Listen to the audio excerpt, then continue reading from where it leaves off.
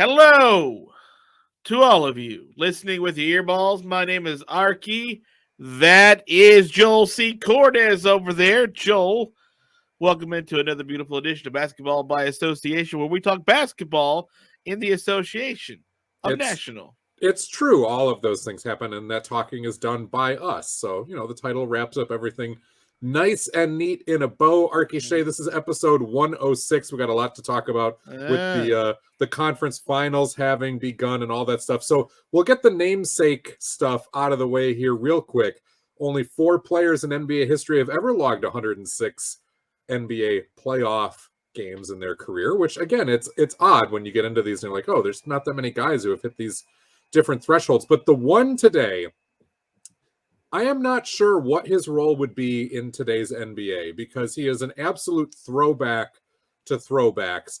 And in fact, much of what he was known for during his career was throwing other NBA players to and fro. This guy never averaged more than 12 points per game in any given season. In fact, he only averaged over 10 points a game 4 times, yet he was around in the league from the time he was 22 until the time he was 40. So we're talking a nice long career, although he did play in Italy for one age 33 season. And he is a part of a team. He's most well known for his time on a team that was very well known for throwing people to and fro. And certainly plenty of playoff games were logged during that time with that stint of teams. Would you like to take a guess of who this gentleman is? However, I'm not even in the ballpark. I don't even think I'm in the universe at this point. It's not it's not Bill Laimbeer, who a lot of people would maybe try to go for. He was not a big point scorer. However, Laimbeer scored more than 10 points per game quite often and spent most of his career with the Detroit Pistons. This was a Pistons teammate of Laimbeer, but only, surprisingly, for 4 seasons, though he would come back to Detroit later on. This is episode 106, the Ricky McNasty Leon Mahorn episode. Rick Mahorn, all right. Rick Mahorn gets a little dap. I don't want to dap him too hard because I think he'll punch me in the face back. But he's one of those guys where he carved out that career by being an enforcer. Started out with the Bullets early in his career, then had that stint with the Pistons, won a couple of championships, did a couple seasons with the Sixers, played in Italy for a year, came back with the Nets for 4 seasons under the tutelage of his old coach, in fact, from the Pistons, and then went back to Detroit at the end of his career in Philly one more time as well. But he's one of those guys where the league changed. You can't do exactly what Mahorn did so well, which was elbow people in the jugular and generally just step up for his stars. Didn't have a jump shot. I'm sure, given in today's league, he would have developed a jump shot. He would have gone through the same system as everybody else. 6'10", 240. You could have done something with that. But definitely a bygone era. And there's just certain players where you go, oh, yeah, they would have been fine playing in any era of time. I am not sure I could say that about Rick Mahorn. And that's no disrespect because he was obviously very good at what he did to stay in the league as long as he did. I don't want to say get away with because I don't think it's fair to say it because I don't think he gets away with it.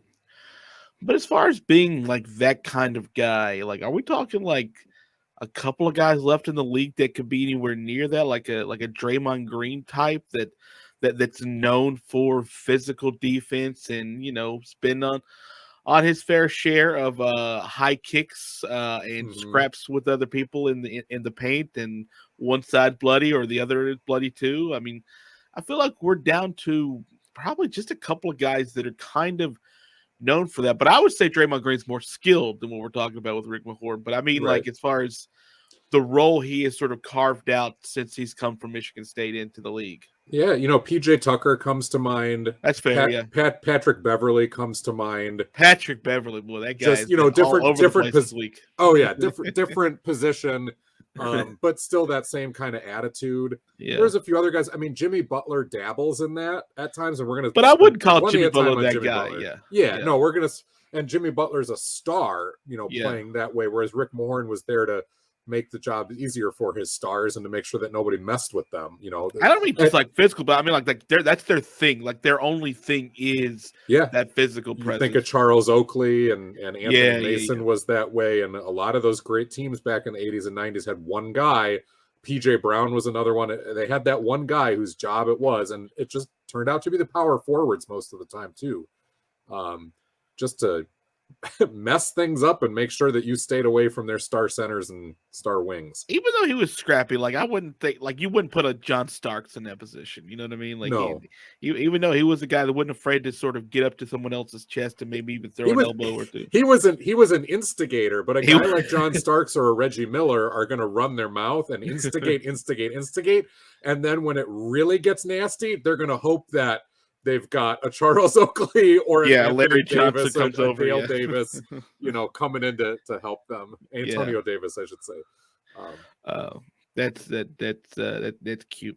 And well, listen, I don't want to sort of spend more time on it than sort of is necessary. Sure. But I because it's already sort of run its course. But I just wanted to get your thoughts on Patrick Beverley going on a hit parade for hours on ESPN right after Chris Paul and the Suns get annihilated in Game 7 in their own building, and then you have Patrick Beverley who's saying things like, "Oh, we wanted Phoenix; they were soft. I don't know why you guys keep excusing Chris Paul. Like we wanted this guy; he can't guard everything you wanted to say." This guy, who you may remember actually shoved Chris Paul not that long ago in basketball history, came out and ESPN gave him all the platforms in the world to continue that blood feud he's got going. And remember, Patrick Beverley also has a blood feud with Russell Westbrook, who is still very salty that it was Pat Bev who gave him the knee injury in a very key playoff series, what seems like a long time ago. Patrick Beverley's playing a part. I mean, he plays the instigator, the heel role on the court. He certainly is doing it off the court. Although I will say, like, he went to bat for James Harden. So while he's there trashing Chris Paul and plenty of other players, most of them Suns, but a few other players. I mean, he's bashed the Lakers and the Clippers along the way. He's got no love left for the Clippers after they didn't give him the money he thought he deserved, and Minnesota stepped in to do that. But he goes to bat for James Harden and saying, well, maybe he is a max player, but like there's a lot of extenuating circumstances here. So it's not like he's saying things like a lot of people give him a whole bunch of money. Like a lot of people. Like I think he was asked the question like who's going to pay. Well, he was like, who's going to pay this kind of money? And Patrick Beverley's like, a lot of people will. But I mean, I'm just adding to the point that he's defending James Harden, saying that he's still like they're apparently tight enough. So, I mean, as Mark Jackson loves to say, I'm a truth teller, and Pat Bev has given us his version of the truth, and it's entertaining, it's agitating, it's what Stephen A. Smith would do if Stephen A. Smith could play basketball, but because he can't, he's got a microphone instead. He's playing a role, and Pat Bev is going to have, plenty of smoke thrown back his way. We have Matt Barnes came on. He's going to be there for it. Matt Barnes is part of ESPN and their family, and he was an analyst for them. And he sort of came on later in the day and said, "Hey, this was unprofessional. Us here at ESPN, we have a responsibility as journalists and analysts." Like that's not what Patrick Beverley's coming from Matthew Barnes. Well, Matthew Barnes went on to just recite the Wikipedia of Chris Paul, because he's statistically better than what Patrick Beverley is. Which again, that's not the reason he was on First Take and all those shows. The reason he was on First Take is he wanted to give the quote unquote eulogy for Chris Paul and the Suns. And listen, God bless him for doing it. That's much more interesting than Matt Barnes reading the Wikipedia of all the accomplishments of Chris Paul. And if I'm Matt Barnes, I don't need to read the career accomplishments. We all know Chris Paul's better than Pat Bev. What I would simply point out is, Pat Bev, your team got eulogized and euthanized a round earlier than the Suns. And this is coming from a Timberwolves fan. Like, you got yourself out of the playoffs a whole round earlier, and your team blew some historic level in-game leads, not just a series lead, but in-game leads along the way. So, you know, he who is without sin cast that first stone. Pat Bev, you better be careful of that glass house you're in. Entertaining as it is. And Matt Barnes isn't very entertaining in what he does, to be honest with you. But like, and was a very Patrick Beverly-like player during his career as well. If he wanted to come back at Patrick Beverly, like, yeah, there's a much easier, much more to the bone than like, hey, you guys know Chris Paul's a pretty good player. Like, look at his statistics. He's averaged you'd kill for these statistics. Like, that's not what this was. That's not what this was. Patrick Beverly didn't go on to be quote unquote an analyst and respectful. Like, no, he came on to dance on the grave of Chris Paul, the Phoenix Suns. That's what he came on to do. Possibly to pee on it while he was dancing. Let me ask you this real quick. Do you think he is anywhere near on the right that the Timberwolves would have loved a matchup against Phoenix? Like, that would have been a good one for them. And then we'll move on to the actual conference finals that are going on. Because I think it's an interesting point. Like, if they had gotten past Memphis, right? Like, and then got like they're. I honestly think the toughest matchups for Minnesota in the Western Conference where they really would have been overmatched and I would not have liked their chances to steal something was Memphis, which I said from the beginning. Right. Even as good of a series as it was going to be. And then Golden State, honestly. I would have taken anybody else and said, you got a chance to take this to 6, maybe to 7, maybe to even win it. It's going to get real interesting. And that includes the Mavericks. That includes those Suns. That obviously includes the Jazz. The Wolves played very well against the Nuggets all year long. So, yeah, there was a handful of other teams where I don't think Patrick Beverly is wrong. I don't know that I would look at Phoenix and be like, no, that was the one team we wanted in the first round. Like, no, you wanted Utah. Everybody wanted Utah in the first round because they were walking wounded at that point, mentally and physically. Yeah, to be fair, like if you could have picked any one of the teams just to announce through, or even gotten through your round to get to someone to get to the conference finals, it was a team that looks like they're about to blow things up. Did you want to add on to anything on what happened in the Western Conference? I mean, it's hard to me because it really just felt like Space Jam, like the Monstars came in and like took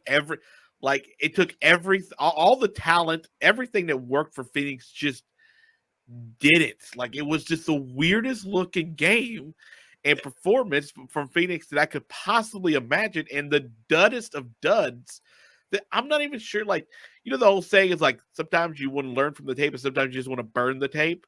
Like, I don't even know what you get from this.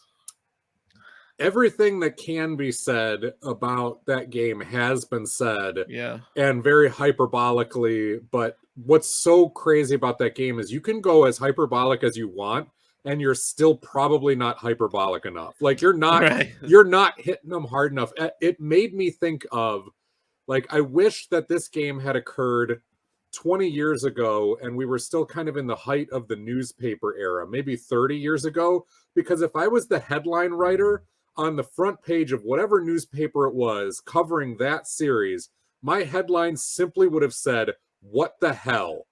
Like, that would have been in big bold print, "What the hell?" and just leave it at that. Like, I wouldn't have even written an article. There would have been the final score.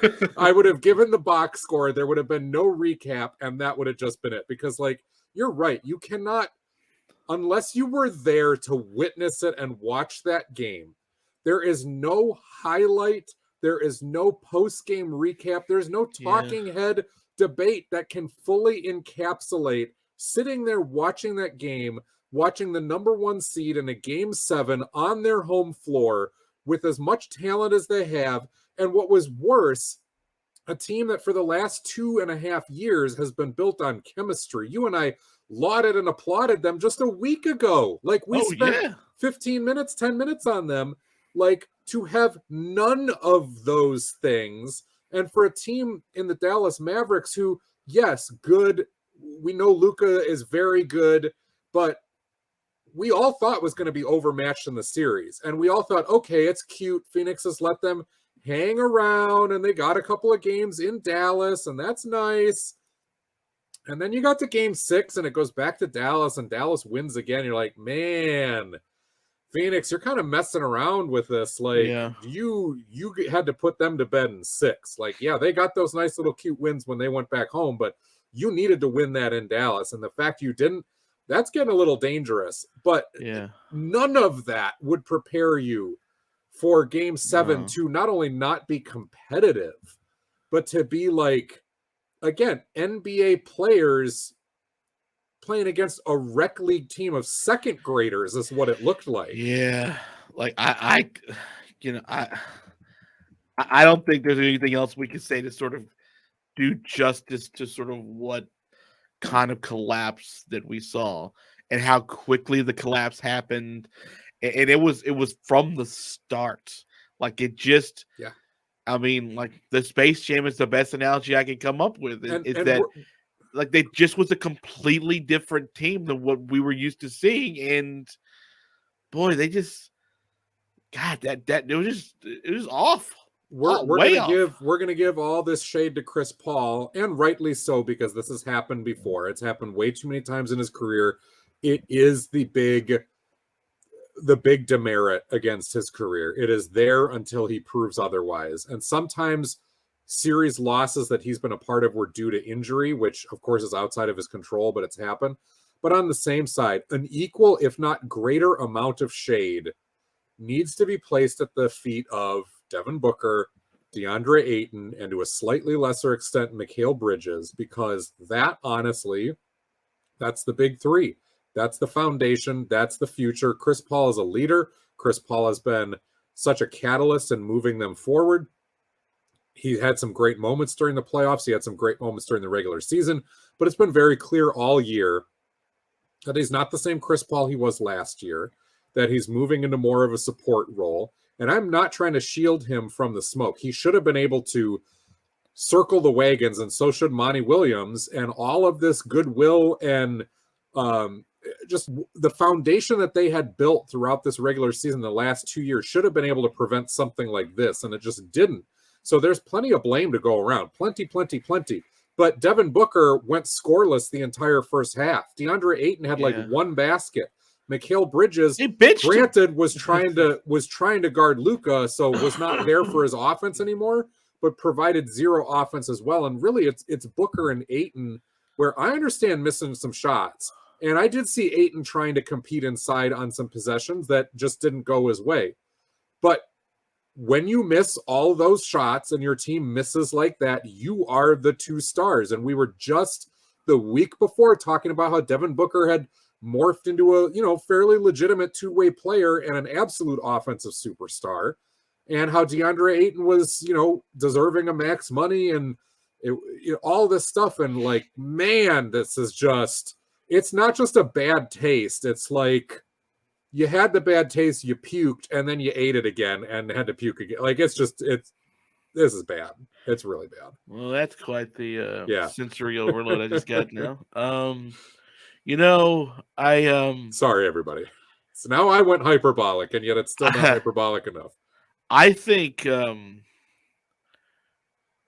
think the greatest of the great players have off games in series. Like, I think you can't expect them to be on 7 games out of 7. Something just, it's difficult, right? Mm-hmm. Yeah, like we're gonna talk about another series in just a moment where it seemed like one guy was on all 7 games, but his team wasn't able to win the series.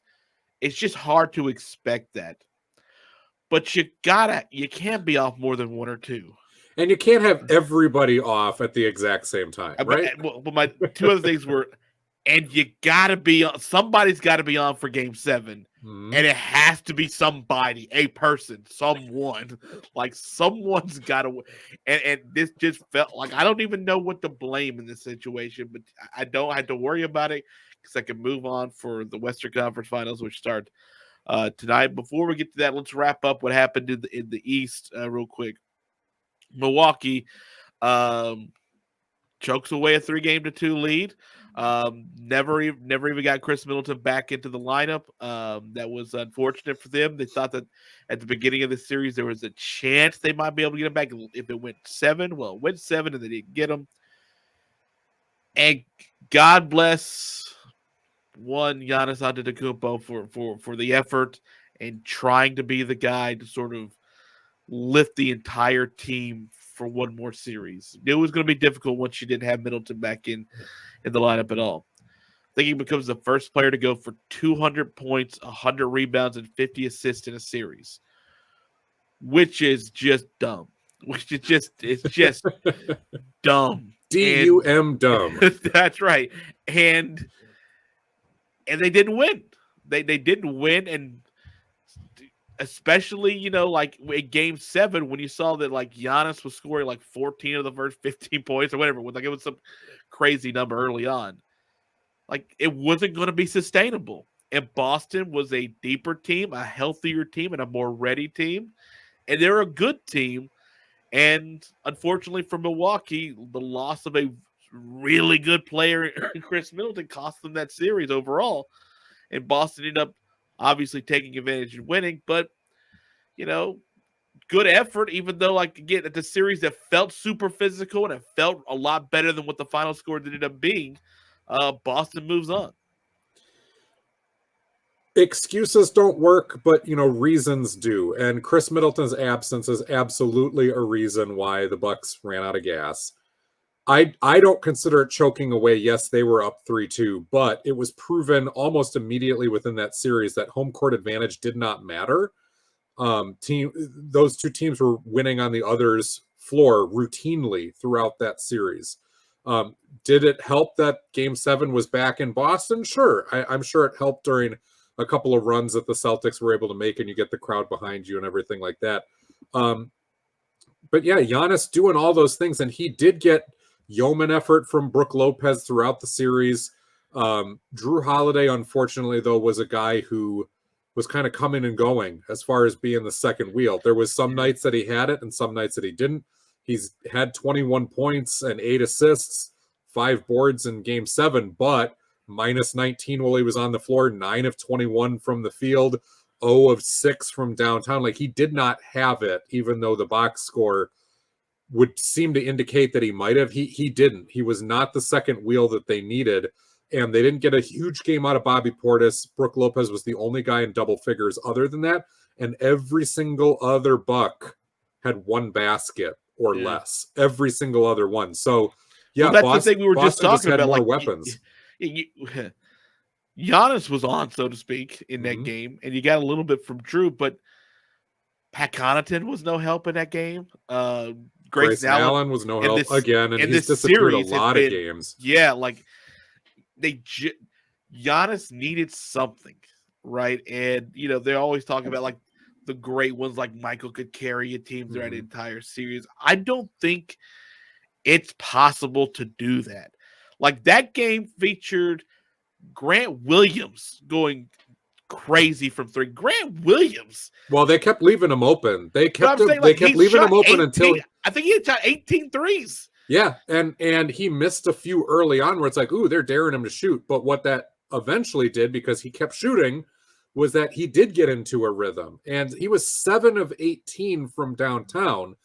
And again, some of those misses were wide open looks, but he also then in rhythm hit some very tough looks and some very key looks as well. Yeah, but my sort of idea is that they got someone to step up when given the opportunity.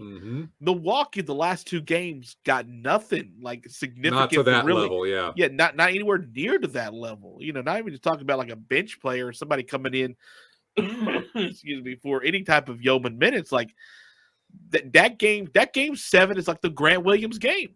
Like that's the one where he comes in, he wins Game 7 at home because that guy unexpectedly gets a whole bunch of wide open 3 opportunities, and obviously made some really good defensive plays too. Yeah, well, they expected obviously that he was going to miss a bunch of those because like he doesn't make a bunch of those. So like I think he missed. I think I saw the stat.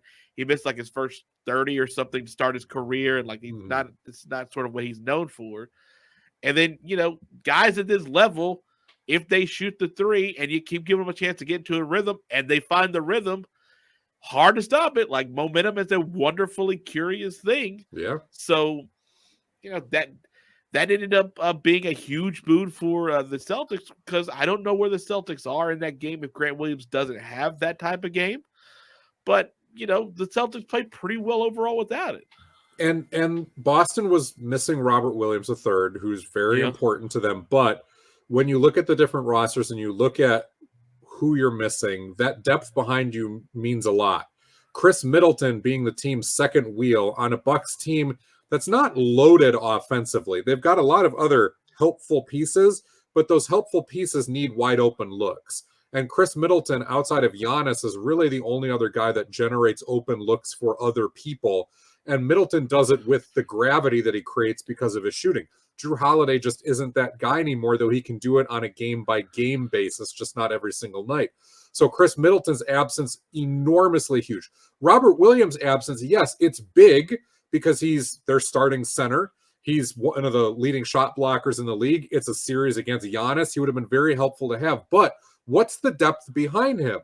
Al Horford, who's playing extremely well this year and coming back to Boston, and Daniel Tice, a guy who's been around the block with these Celtics multiple times, especially with that core group of Jaylen Brown, Jason Tatum, Marcus Smart, and just kind of knows what he's supposed to do when he's out there. So the Celtics were missing a guy who, I mean, let's be real. Robert Williams is not as important to the Celtics as Chris Middleton is to the Bucks, and the Celtics were able to fill that absence a little more importantly. That ties into a point I'll bring up later when we talk Celtics Heat, because now Robert Williams is back, but you're missing Al Horford and you're missing Marcus Smart. And in missing Smart, suddenly the Celtics get their turn of missing a guy who's critical to what they do at a position where they don't have quite as much depth to be able to overcome an absence like that. All right, well, let's go ahead and start getting into the finals, all right, the conference finals. And let's start with the East since we're right on top of it. The Celtics looked great despite not having two very important pieces of their puzzle in the first half. In the second half, well, we saw a third quarter that's kind of become typical, oddly enough, of the Miami Heat, especially in this postseason, where they went away. I think they outscored them by 25 in the third quarter, I think it was. I think it was 39-14. That's right. And Jimmy Butler just turned into that guy. Like, we talk about having a guy like that, all the time. Like, literally just mentioning it with Giannis and having to need that if you're Phoenix. But there's something about Jimmy Butler when it gets to the playoffs and it gets to the second half and it feels like he's needed, that he's got the ability to put a team on his shoulders. And when he scored 41 and only had one three-pointer made, like, this dude, without Kyle Lowry, excuse me, on the court, who has sort of really helped make Jimmy Butler and Bam Adebayo more like aggressive, but not the primary playmaking type guys when he's on the court. Now, sort of in game one, where they haven't lost so far in the postseason at home, just had a second level, a second gear, a third gear maybe, and that third quarter especially was phenomenal. And everything went wrong for Boston. Tatum's throwing turnovers around like they're like it's free bread, down at the Aldi. Like, it's just wild. The Jekyll and Hyde that happened from the first half to the third quarter. So, Joel, just give me some of your thoughts on what transpired in like the 15-minute, 20-minute halftime that we got, that the third quarter turned into all Heat all the time. Well, Boston jumped out to a nice lead through much of that first half. Yeah, I think like 7-0 in the first 2 minutes or something. Yeah, and Miami was making a lot of unforced turnovers early in the game.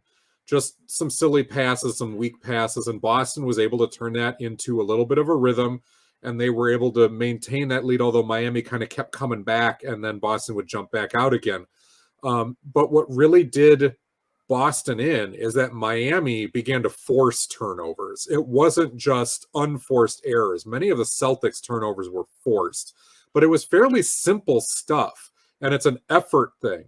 You go back and you look at the tape, how many of those turnovers were simply by Miami jumping a passing route and being the first guy to the ball when the ball is in flight from one Celtic to another? That's a lot of those Jimmy Butler turnovers that became steals that then became runouts.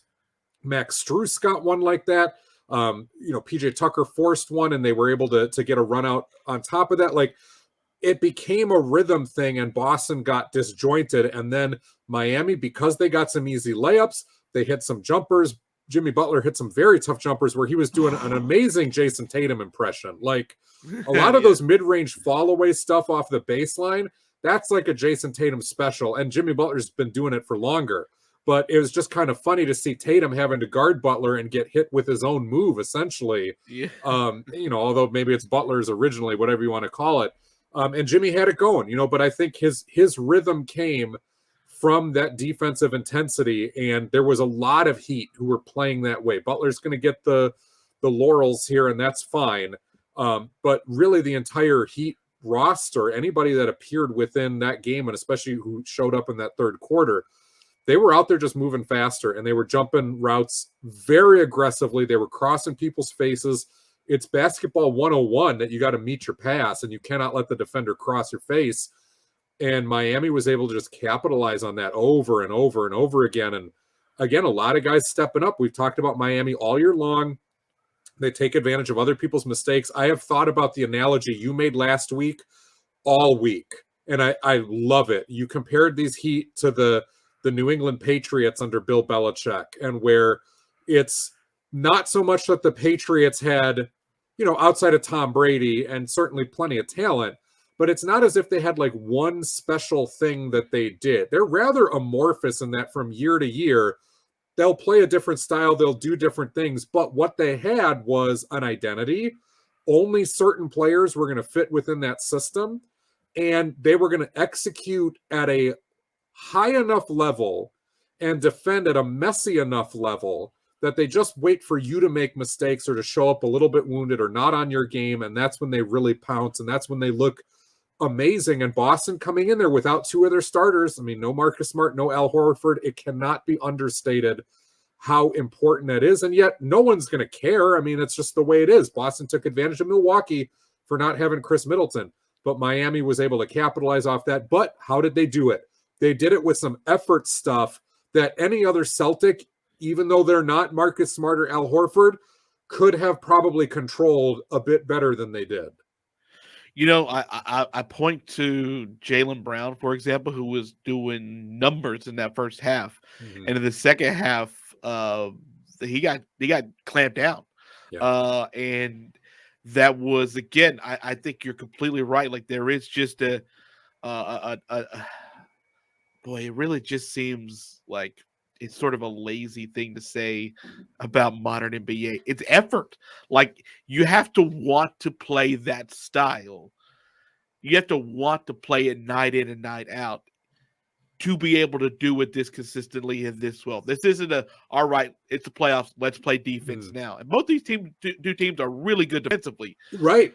But, so I was going to say Boston does play that way on the other end, but they were not ready to play and face that same level of intensity when they were on offense. And to take those things that have made them so good defensively, take that to that offensive level, I think the second thing that should be mentioned is that even though it was a blowout in a bunch of the games, that Milwaukee series was physical as hell.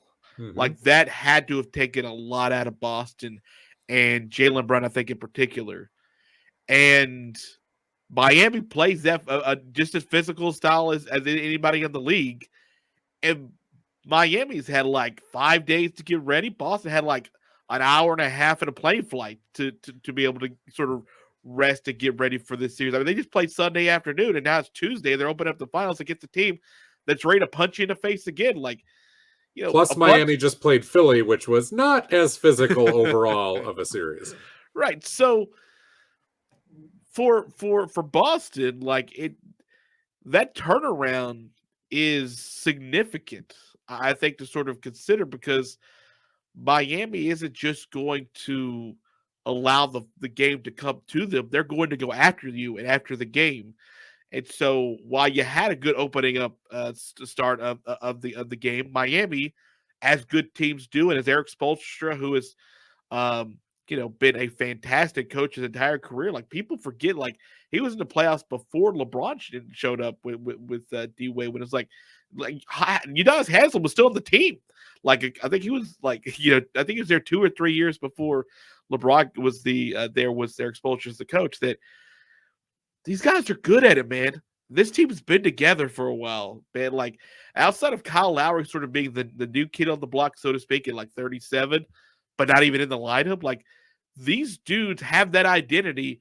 And for Boston, as much youth is on this team, right? As far as being this deep into the playoffs, as far as playing this physical too, they're just not used to it as much. So that turnaround plus some of the youth and the fact that Miami's pretty dang good.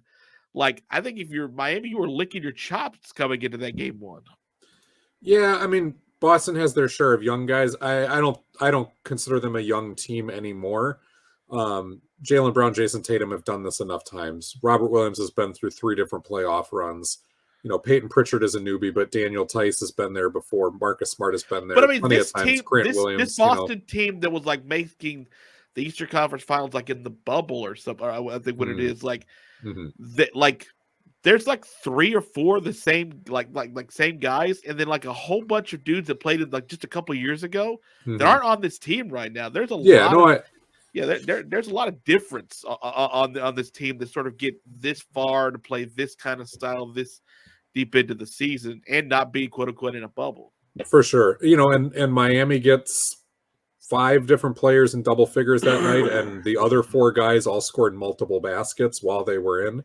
You talk about like what Milwaukee didn't get, where everybody who was on the floor had 1 basket or less, unless they were part of the like top 3 scorers. Miami was able to spread it around. Guys just hit shots. They only shot 33% from 3. They were under 50% from the floor. They shot their free throws really well, but again, timely shots and defense that made the baskets they did make relatively easy looks. And then that helped when you get some big threes. Gabe Vincent hit a couple of big ones. Max Strus had a couple of big ones that were just very timely. Like Miami was getting momentum, and those 2 guys who the ESPN broadcast pointed out over and over again because it was draft lottery night, Strus and Vincent were both undrafted and have gone through the Miami Heat system. And Miami is littered with guys like that where undrafted or low drafted and come in and outplayed that. Jimmy Butler, obviously not originally a Heat draftee, but it's a guy who was drafted at the end of the first round. PJ Tucker, I believe, went undrafted. They're full of guys like that. And I think it does tie into part of that DNA of Miami will find guys who can play, guys who are hungry, guys who don't have an ego, who are willing to work. And if you're not willing to play the way that Pat Riley wants you to in assembling that team, and Pat Riley's been doing this for 40 years now in assembling teams where, and really it's 50 years at this point, like assembling teams where you will either come in and play the style that he wants or you will not be on the team. There is no gray area on that. And Eric Spoelstra obviously buys into that and is able to take that and mold it. Like, there is something to be said for that cohesiveness and identity. And yes, you do need talent. You can look at the Spurs these days, and yes, they still have Greg Popovich. Yes, they still have their system, blah, blah, blah. They're not the same old Spurs because they don't have Tim Duncan and Kawhi Leonard and Manu Ginobili and Tony Parker. Like, you need the talent to do that. And Miami's got the talent in Jimmy Butler and Bam Adebayo especially. But they've got these other guys who are willing to come in and play their role to a T. You got guys who are role players who know exactly what they're supposed to do. Guys that were undrafted, they got a chip on their shoulder. Then they hit on like back-to-back draft picks. It's like Adebayo and Tyler Herro were like back-to-back draft picks that and like Herro could be a starter for anybody in the league. He could be a starter for the Heat, but willing to come off the bench and be just fine with that and own that role, So not as sexy of a team as people like to talk about in the NBA, but like an organization that gets it done, and they're really, really good and really concise, and like their track record is just, we should just trust them right now, right? Like we should just go in and next year, no matter what's on the roster, say probably gonna be an okay team. The Heat would be a lot sexier if they would ditch the LeBron era Heat jerseys that they've been wearing and go back to the old Alonzo Mourning, Tim Hardaway jerseys, the I black don't and disagree. orange. I don't Please, disagree. please, please go back to that. Those jerseys were so much better, and you would be sexy again. You'd be almost too sexy at that point. That's true. I would want to make love to your jerseys. Listen, I don't care how I feel. That jersey means something to me. I mean, I think I got the Dan Marley jersey right behind me. See? No, look at that. Yeah, see, Yeah. there's Bring nothing it wrong back, with that guys. jersey. Bring it back. Come on, get some of that block lettering back, the shadow box numbers. I like that. Okay, so let's go out to the west. Oh, real quick, a sentence or two. I wouldn't be surprised if Boston came back in game 2 and played really well and maybe even stole one in Miami. Would you? No. Well, hold on. Actually, sorry, I want to say real quick. We do need to mention Al Horford real quick. Yeah. Because Al Horford did not play. He was scratched at the last minute. Apparently, for health and safety protocols, seems like he tested positive for COVID. The NBA thing is that they don't test on game day if you are fully vaccinated and boosted. Mm-hmm. Remember, we talked about this team going into the possibly playing Toronto in the postseason. And Al Horford was like, no, I'll be ready. And he was questionable whether or not he had been vaccinated. Well, in the time since, he could have been vaccinated but not boosted based on just the timeline. Yeah. So he would still be tested on game days. That seems to be the only thing that sort of makes sense to me. And if that case, he could miss up to 5 or 6 more or 5 days from yesterday on Tuesday, right? This Wednesday, yeah, Tuesday, which could mean he might be out through games 2 and 3. Al Horford's a big deal to be out. So is Marcus Smart, but the possibility of losing Al Horford for the next 2 games is really a tough pill to swallow for Boston, isn't it? Could be serious deciding, because I mean, Horford is not. He's a tough player. I don't think he's as hard nosed as like some of the Heat guys are, but he's so skilled that he's seen every type of defense, every type of style before, that just the ability to make the right play, make the right pass, know when to shoot, to get in there and get a few rebounds, that sort of thing. He's just going to be eminently helpful. And really what it does, we've talked all year about how Boston is so well balanced now, but they're not particularly deep. And so now they're 7 deep without Smart and Horford. And you had to play Daniel Tice 20 minutes. You had to play Peyton Pritchard 30 minutes. And I have no problem. Pritchard had a really nice game. This is a series where he can do well. It's kind of like the previous one against Milwaukee. There aren't any guards that Miami has or that Milwaukee has that are going to overmatch Pritchard the way that he was really run out of that Brooklyn Nets series by Kyrie. Like, you just could not put him on the floor when Kyrie was out there. But still, you need an 8th guy. And Aaron Nesmith was 0 of 3 while he was on the floor. Didn't do anything except had he did have 3 blocks, I guess. He had a really nice block right at the rim, but didn't provide any scoring punch. So, yeah, if you're Boston, you want Horford and Smart back just to let everybody settle back into the roles that made you so good to begin with, because your roster is not constructed to just have players 12 or 13, maybe even 10 or 11 jump in there and be able to hold down meaningful playoff minutes for you. Yeah. So if you're able to get those 2 guys back for game 2, I'd feel a lot better about what I was just saying about if they can go into Miami and get that victory. But even without them, they've responded pretty well in situations where you did think they would. Miami is just the one team that I personally sort of don't know about, because I know that they're really, really good. But are they vulnerable to what Boston could do without a Marcus Smart and Al Horford? I don't think Miami is particularly vulnerable to anyone. Like, I don't think they're overly talented enough to say they're like head and shoulders above any opponent and therefore they are the, presumptive favorite. But I don't think there's any team out there that's got something that really they don't. And you talk about depth, like, yeah, Miami doesn't have Kyle Lowry, so you're down 1, but they played 9 guys. Victor Oladipo came in, played decent minutes again. Caleb Martin, who's been in and out of the rotation, came in, did his job. Markieff Morris didn't play, but could. I would trust Markieff Morris in a playoff game. Duncan Robinson has been out of the rotation, but could come in and, again, just as a 3-point specialist, do the things that Max Strus does in a pinch. So we're talking 11 guys without Kyle Lowry in the mix. And Lowry gives you 12, where you go, yeah, I'll trust that guy to come in and just do his job. and not be overmatched. There's something to be said for that.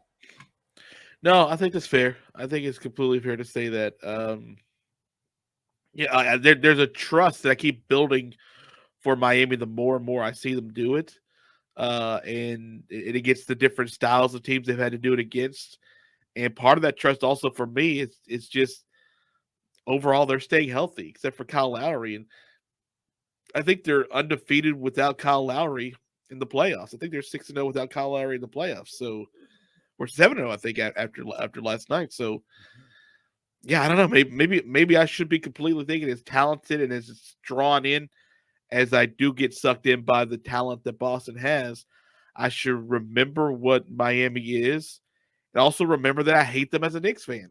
So maybe I should go back to saying, like, I don't like Miami either, but I hate Boston more. So I all think right. this is a long series either way, honestly. And again, it is because Boston is talented enough, because Smart should be back here sooner rather than later. Hopefully Horford will as well.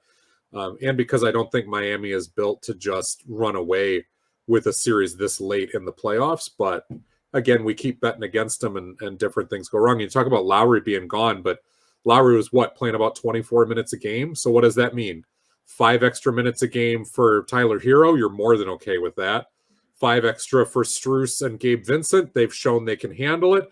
And you give whatever's left over to a Victor Oladipo appearance, who has been able to hold his own in a relief role.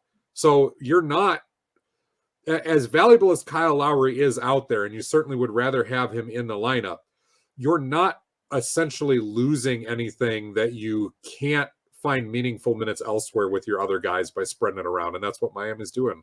No, and that's fair. I just say, like, if you could have Kyle Lowry in, and he's had some spectacular games this season, and he's been For sure. a very, like, I think he's a great equalizer and balancer of that team and that offense whenever he's out there being your point guard.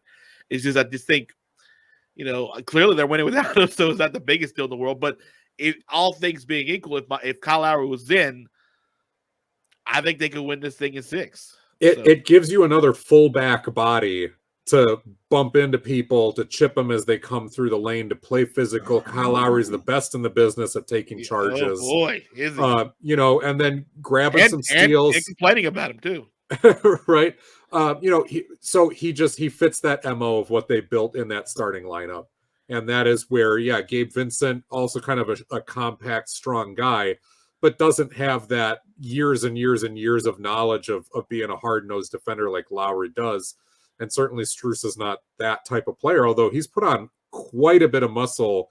So if you look at Max Strus at the beginning of the season versus now, the Heat conditioning program is kind of well fabled within the NBA. Like, you don't even get to practice if you don't hit certain benchmarks that they put out there for you. And it doesn't matter who you are. Strus has very clearly been in the weight room all season. And there are certain NBA teams and plenty of NBA guys where, like, I don't think you're actually working out here during the season except for showing up to practices. Karl Anthony Towns.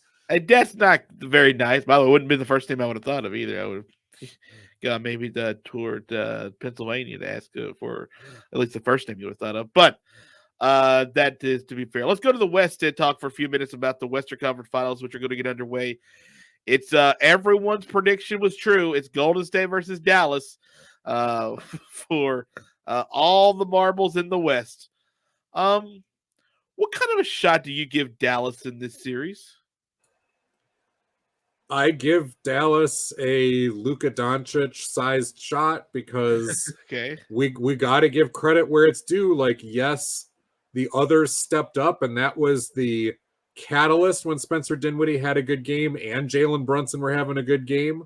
They have been begging for that, and slowly but surely they got into it, and Dinwiddie had a monster game 7. But then again, every single Maverick seemed to be able to hit everything they took. So it really is difficult to figure out what exactly happened there. But Luka was the constant, right? Series, 30-point games. Yeah, they lost some of them, but it wasn't because of Luka. And then other guys in their wins played a little bit better. Luka didn't have to score as much, but was making the right play. He has been the attitude leader as well. He's playing with a little bit of a sneer and a little bit of a smirk. He's had that for a while, but being able to back it up and go, look, I am the best player in this series, and I might not be the favorite, but we're going to keep coming at you. We're going to keep playing. We're going to keep shooting. And whatever happens, like, we're here, and paying no attention to kind of what's in front of him, just getting to his spots, taking his shots, making his passes. And the rest of the Mavericks have played very freely with that. I mean, you saw, like, Phoenix was so unbelievably tight by the pressure in Game 7, and it was already happening in Game 6, and Dallas was just, like, about their business. Now, here again, you're going to be playing a Golden State team that, unlike Phoenix, has been to the absolute mountaintop multiple times and won, as well as lost. So they know the difference between that. Golden State, I will also say, is a more talented roster than Phoenix, despite the regular season standings. It's a more talented, more experienced, and deeper roster than the Suns had. Dallas has had problems with their depths. Then again, in the regular season, not that it means much, but just for perspective, Golden State finished one whole whopping game ahead of Dallas in the standings. So I think it's a good series. It's going to be entertaining, but we've seen the Warriors run into this type of series before, where you have an all-generation type of talent. You know, they've beaten the Nuggets a couple of times now with Jokic, and I get the same kind of feeling here with Luka Doncic, where, yeah, he's going to do his thing, but is he going to have enough help? And even if he gets enough help, is that even going to be enough? Because Golden State can just come at you from so many different angles. But then again, I mean, Dallas should not have beaten Phoenix in a series, much less in a Game 7 like that. And this is that moment we were calling for it last year. We were calling for it coming into the beginning of the season when Luka was a little bit out of shape again, going, look, man, at some point the honeymoon wears off, and we all know you're young and super talented and you're the next big thing. But in order to be the next big thing, you got to start being that big thing. And that means playoff wins and these big moments. And Luka did that last round. I mean, he took that next step. There's no ifs, ands, or buts about it. Well, how much do you put as far as the way Dallas was able to capture that series? How much do you give on the coaching in the back of what Jason Kidd did? I feel like it's maybe the first time we brought him up in the postseason, to be honest with you. It's an interesting point, because Kidd doesn't get a lot of respect as a coach for a couple of good reasons. His two previous stints, both with the Nets quite a long time ago and then with the Bucks more recently, ended dysfunctionally. He had some boneheaded stuff along the way. But one thing I did say about Jason Kidd at both stops, he was very willing to go against the grain each time and just be completely mad scientist and think outside of the box. And whether it was in Brooklyn, where he completely inverted the offense, he was one of the first guys who was posting up his guards all the time and putting his bigs out on the three-point line, something that we take for granted today, but he completely flipped the offense.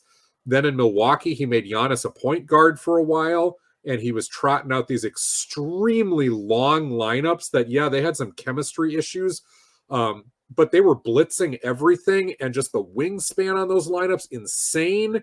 And now all of a sudden you see, like, the Pelicans trying the same thing, and Memphis has got a little bit of that going on. And so Jason Kidd has been willing to try some stuff that didn't work, but maybe was a little bit ahead of its time. And in Dallas, he's been a little more conventional, but I give him a lot of credit, because the last couple of years, the Rick Carlisle Mavericks were not good defensively, right? They were a team that would score a crap ton of points, but they were bad defensively, which is interesting, because Carlisle's MO, beginning back during his Indiana Pacers and Detroit Pistons coaching days, was as a defensive-oriented guy who called every single play on offense.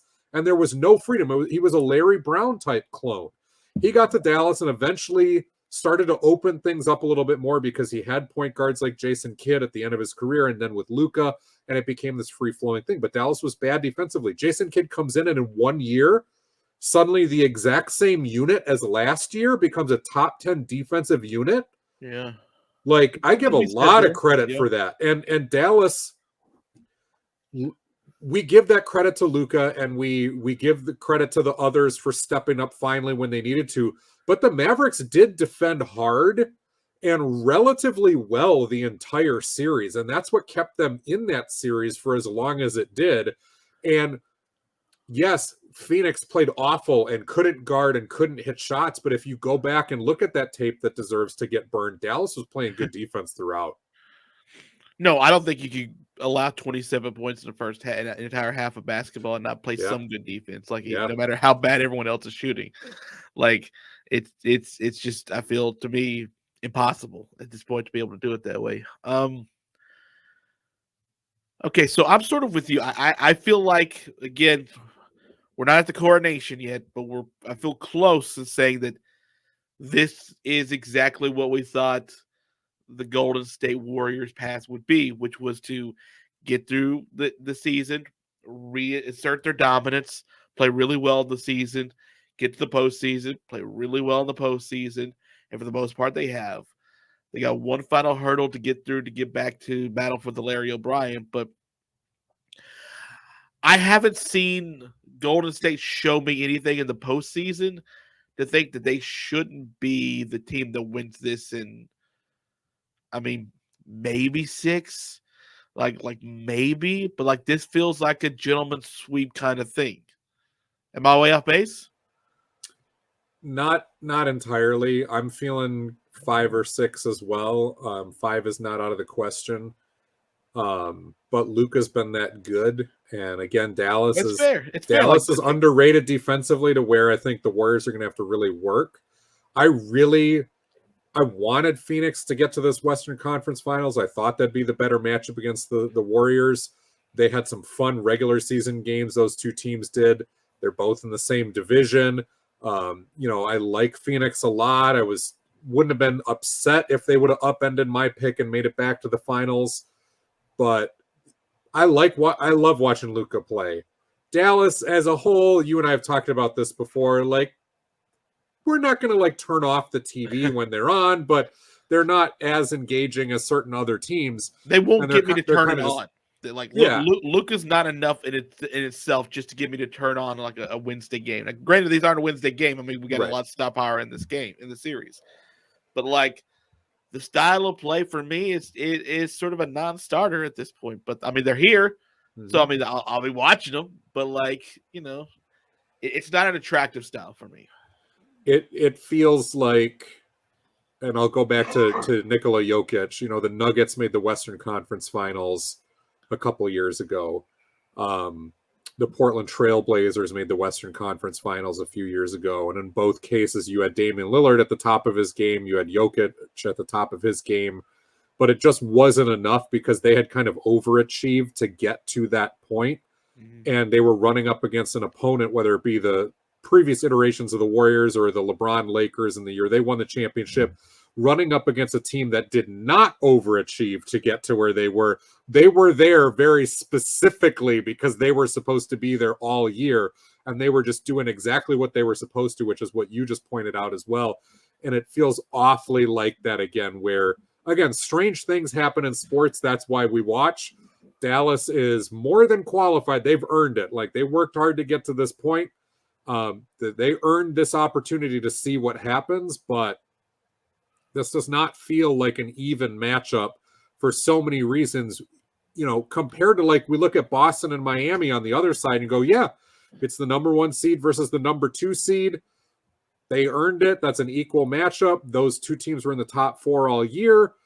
Golden State, like, they would have been better. They were supposed to be maybe the number 1 or number 2 seed. They were there early, and then some injuries caught up with them. But that 3 seed for them, they were just a couple games back of Memphis. They very well could have had the 2 seed. They feel, again, very much qualified to be here. Dallas as a 4 seed, you're like, if the 4 seed's making it to the Western Conference Finals, clearly some stuff happened back there, that made this possible. And, right. And I don't know. I'm belaboring the point, but yeah, I agree. Five games, maybe 6. I don't want to completely dismiss Dallas. It just feels like the matchup for Dallas of the teams that could have been coming out of that. I might like them more against Memphis if they had gotten Memphis. But when it comes to experience in these situations, the players who have been in these situations, the core that's completely been together, Mhm. the coaching advantage, home courts that's actually a thing for Golden State, even though Mhm. it's a brand new court essentially. Like to me, it's just going to be an uphill climb for them, and I think they probably realize that. So they'll have the chip on their shoulder the rest of the way, and hopefully they can give us 6 or 7 out of it. Last point for me, Phoenix really only had two guys that you really would trust to guard Luka, and it was supposed to be Mikal Bridges, and he did his best. All defensive team type of player on that end. But outside of like Torrey Craig, they didn't really have another body type, and Craig didn't get a ton of minutes. The Mavericks were constantly switching on to Chris Paul, and Luka's just too big for Paul to guard. Devin Booker, while a much improved defender, you don't want him guarding Luka full time or anything like that. And then you would get either guys that were too big or too small onto Luka. You look at Golden State's roster, and yeah, they don't have Gary Payton. He was super helpful as a defender. I don't know how much time he would have spent on somebody like Luka, who's a little bit too big for him. But Klay Thompson, Jordan Poole, Damian Lee, Andrew Wiggins, Andre Iguodala, if he plays in this series, Juan Toscano Anderson, Otto Porter, Draymond Green, every single one of those guys is going to get a crack at Luka, and every single one of those guys is not going to be physically overmatched by Luka. I mean, there are some matchups that are better than others out of that mix, but all of those guys have been trusted with playoff minutes. All of those guys are plus defenders or at least even defenders. And I would say every single one of them in my mind is at least a moderate plus defender. Some of them are elite. And like it is a different type of matchup, and Golden State is actually equipped to not only hang with Luka a little bit tougher, but theoretically then to have the bodies to switch onto the others like Spencer Dinwiddie and Jalen Brunson and some of those guys who are really going to have good series scoring the basketball for Dallas to have a shot here. I mean, you get a game 7 Spencer Dinwiddie. Yeah, okay, all right. We're talking. We're doing a little talking. But it took an entire playoffs to get game 7 Dinwiddie. Maybe he can keep it now. Maybe he can keep it now. I don't know. Maybe he found it, and maybe this is what he has to go for. Let me ask you this real quick, and then we'll head out. Do you think Golden State's strategy will be one of those like let Luka get his and sort of let's just keep everybody else quiet? Because I mean, frankly, it probably would have worked had anybody had scored for Phoenix in the first half and kept that game close. Who knows what would happen in the fourth quarter or the second half of the second half thing going into the fourth quarter. But do you think they'll sort of, not just let Luka free, but like if he scores so what? But let's make sure, Dinwiddie doesn't get warm or something like that. I would hold that strategy in my back pocket. I think I would go at Luka first. With all those different wings that I have, I named like 7 guys. I would go after Luka and really be aggressive with him and have him make those passes and get the ball out of his hands and try to keep him a little bit off rhythm and working hard. And then be taking my chances that are those other guys actually going to be on.